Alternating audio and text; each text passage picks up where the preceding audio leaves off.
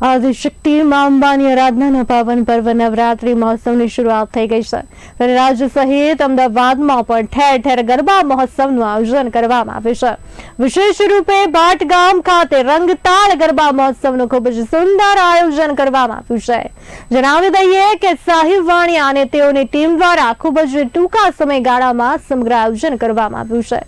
રંગતાલ ગરબા મહોત્સવમાં પ્રથમ દિવસે જ ખેલૈયાઓ મન મૂકીને ગરબે ઘૂમતા નજરે પડ્યા અને પ્રથમ દિવસે સોનુ ચારણે પોતાના સુમધુર કંઠે ખેલૈયાઓને ગરબાના તાલે ઝુમાવ્યા હતા।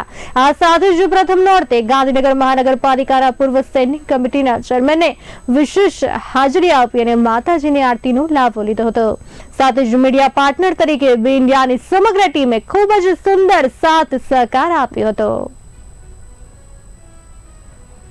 દર્શક મિત્રો, અત્યારે આપણી સાથે જોડાઈ રહ્યા છે ગાંધીનગર મહાનગરપાલિકાના પૂર્વ સ્ટેન્ડિંગ કમિટીના ચેરમેન। નવરાત્રી મહોત્સવના પ્રથમ નોરતે શુભેચ્છા આપવા માટે। જી સર। નવરાત્રીનું પર્વ એટલે આપણા સૌ માટે શક્તિની આરાધનાનું પર્વ અને આપણે સૌ બધા ગુજરાતીઓ અને ગુજરાત બહારથી આવેલા સાથે મળીને આ પર્વ હર્ષ અને ઉલ્લાસથી દર વર્ષે અને ઉજવીએ છીએ।